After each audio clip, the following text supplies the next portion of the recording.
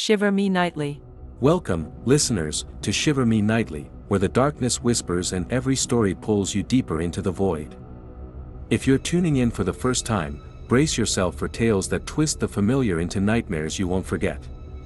And to our loyal fans, you're back for more chills. Grab your headphones, dim the lights, and let the shadows take over. Tonight, we're venturing into the haunted forests of Yellowwood, Indiana, where Kayla Vance hunts a legend called the Static Elk, only to find a truth that hunts her back. Ready to hear the hum?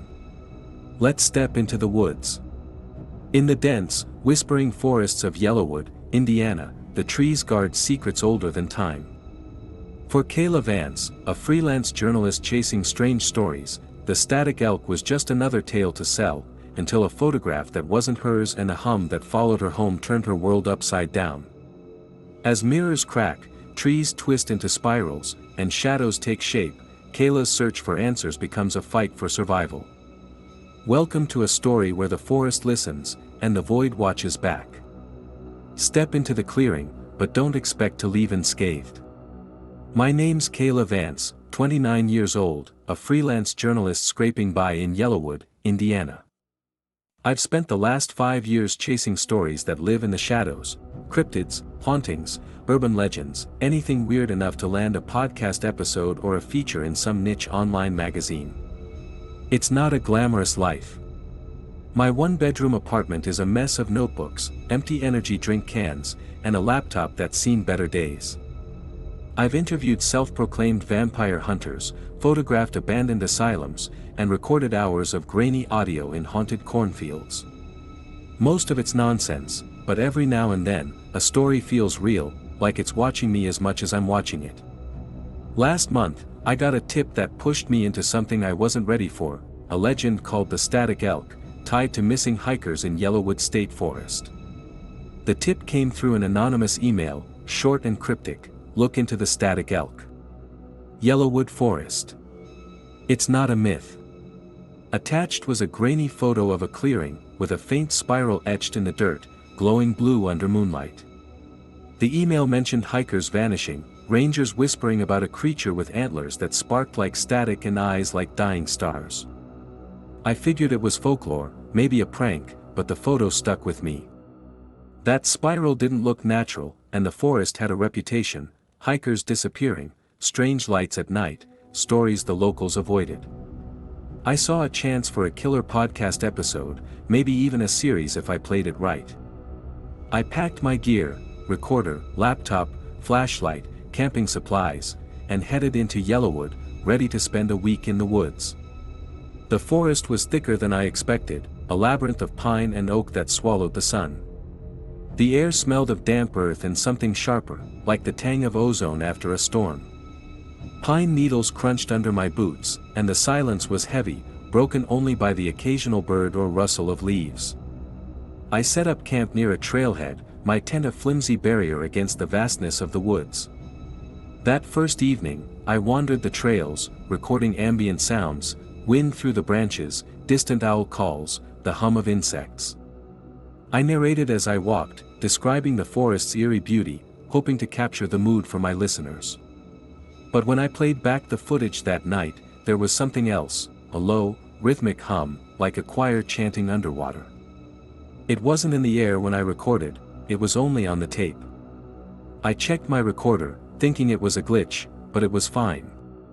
Then my laptop screen flickered, showing a Polaroid of me standing in a clearing, red thread knotted around its edges. I hadn't taken that picture, and I don't own a Polaroid camera. I barely slept that night, the hum echoing in my head.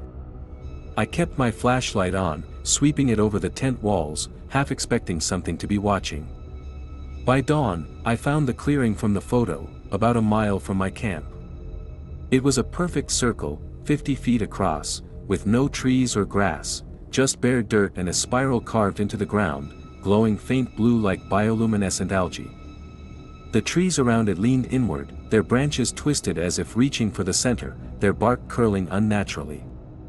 The air felt heavy, pressing against my chest, and that hum was there again, vibrating through the ground, making my teeth ache. I tried to photograph the spiral with my phone, but the screen cracked, the fracture forming a smaller spiral. When I checked the photo, it showed my face instead of the clearing, my eyes black voids, red thread around my neck. I stumbled back, my recorder slipping from my hands, still running. When I played it back, it was just static, laced with a faint whisper. "Kayla, listen, I should have packed up and left, but I've never been good at walking away from a story. I'd built my career on chasing the weird, on proving there was truth in the shadows. Leaving felt like admitting defeat, and I wasn't ready to give up." That night, the hum grew louder, seeping into my dreams. I saw the clearing, the spiral pulsing, and a figure standing at its edge, tall, in a black coat, with a white mask that had no eyes or mouth, its head tilted like it was studying me. I woke in a cold sweat, my recorder on, capturing that same underwater hum. Another Polaroid was in my backpack, showing a park ranger I didn't recognize, his eyes blank, with "Echo Network" scrawled on the back in red ink. The red thread around it felt alive, tightening as I held it, like it was trying to bind me. I spent the next day digging into the forest's history, using a weak satellite signal to access local archives on my laptop. Yellowwood had a dark past, hikers vanishing since the 1970s, rangers reporting strange lights, locals avoiding certain trails after dusk. One article mentioned a ranger named Tom Brennan who disappeared 10 years ago, last seen near a clearing. His journal, found later, described a glowing spiral and a hum that kept him awake. The locals called it folklore, but I wasn't so sure anymore. That evening, I hiked deeper into the forest, following the hum, which seemed to guide me like a beacon. I found another Polaroid tucked into a tree hollow, showing me in the clearing, the spiral glowing under my feet, my face paling. The hum was louder now, a chorus of voices chanting words I couldn't decipher, burrowing into my skull. Desperate for answers, I connected to Echo Vale, a dark web forum I'd stumbled across while researching other cases. A user named Camden Holt, a detective from Sacramento, had posted about a killer called Nyra Ellis, the California Ripper. She left Polaroids with red thread at her crime scenes, always near spirals carved into the ground or walls, glowing faintly. Camden's notes mentioned a Faceless Revenant, a figure seen in mirrors, tall, black coat, white mask, no eyes or mouth, head tilted. It matched the figure from my dream, and the chill that ran through me was colder than the forest air. He said Nyra was calling the void through these spirals, using mirrors as gateways, and those marked by her Polaroids were targeted. That night, I checked my laptop, hoping to edit my recordings, but the screen glitched, showing the Revenant in the reflection. The glass cracked into a spiral, and my face wasn't mine, it was Nyra's, her mischievous eyes glinting, her smirk sharp as a knife, holding a Polaroid. The forest changed after that. Trees twisted into spirals, their bark curling like they were alive, mimicking the clearing's pattern. At night, shadows moved through the undergrowth, their shapes jagged like antlers scraping the sky. I found more Polaroids, in my tent, tucked into my sleeping bag, even inside my water bottle, each showing me closer to the spiral, my face paling, my eyes darkening. One showed me standing in the clearing, red thread around my wrist, the spiral glowing brighter. The hum was constant now, a chorus that felt like it was rewriting my thoughts. I posted on Echo Vale, describing everything, and a user called Killwatcher replied, "The spiral hears you, Kayla. Get out." But the forest felt alive, the trails shifting to lead me back to the clearing, no matter which way I turned. I found an abandoned ranger's outpost on the third day, its windows boarded, its door hanging off its hinges. Inside, mirrors lined the walls, unopened, their surfaces fogged with dust. I wiped one clean, and the Revenant was there, closer now, its blank mask tilting as if it could see me. The mirrors cracked one by one, each fracture forming a spiral, the hum shaking the walls. In the center of the room was a pile of bones, human, animal, I couldn't tell, each carved with tiny spirals. A Polaroid was tucked among them, showing the ranger from the earlier photo, red thread around his neck, his face frozen in a scream. My recorder, still running, caught a whisper, "Kayla, you recorded the void." I grabbed the Polaroid and ran, the outpost's mirrors shattering behind me, the hum chasing me through the trees. I started seeing the ranger in my dreams, his blank eyes staring, his voice joining the hum. "Kayla, come back," I'd wake gasping, my flashlight sweeping the tent, finding new Polaroids each time. One showed my sister, Claudia, a park ranger in Yellowwood, standing in the clearing, her face fading. I hadn't spoken to Claudia in months, we drifted apart after a fight about my reckless career, but the thought of her being marked sent me into a panic. I tried calling her, but my phone wouldn't connect, the screen cracking further with each attempt. I left voicemails, begging her to stay away from the forest, but the hum drowned out my words, turning them to static. The locals weren't much help.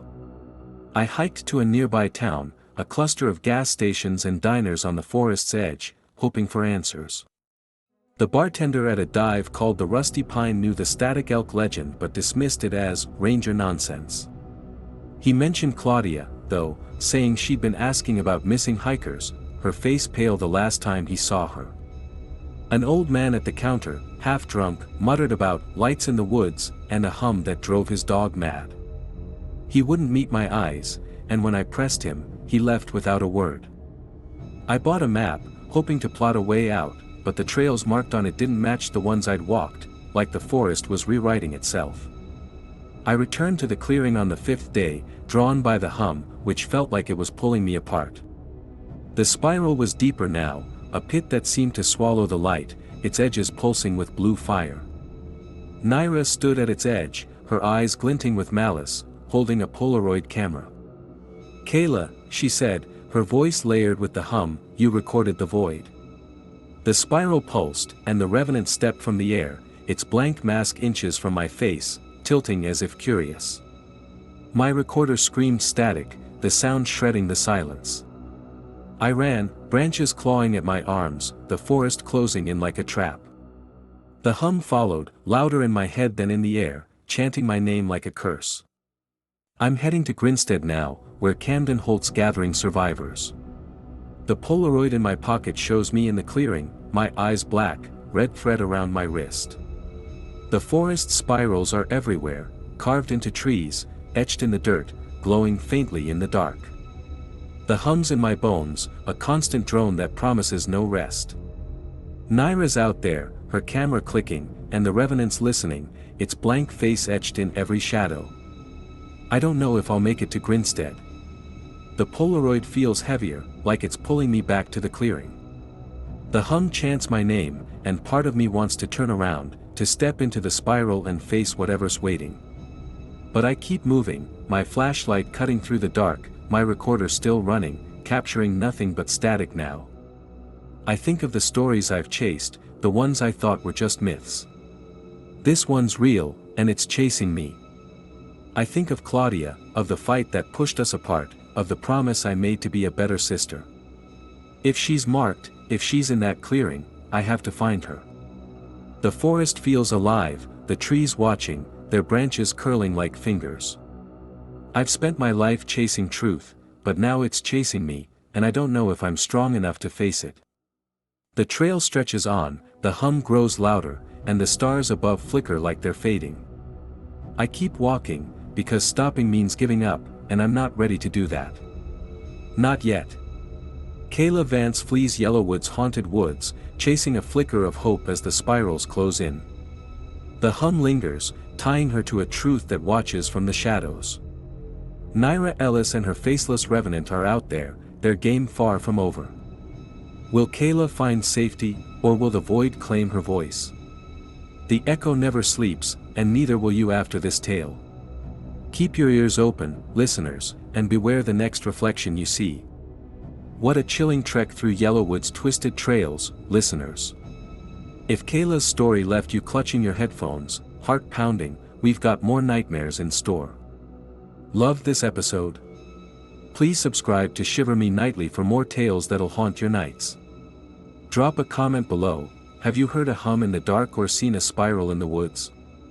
Share your thoughts, and stay tuned for the next echo. Until then, keep the lights on, and don't trust the shadows.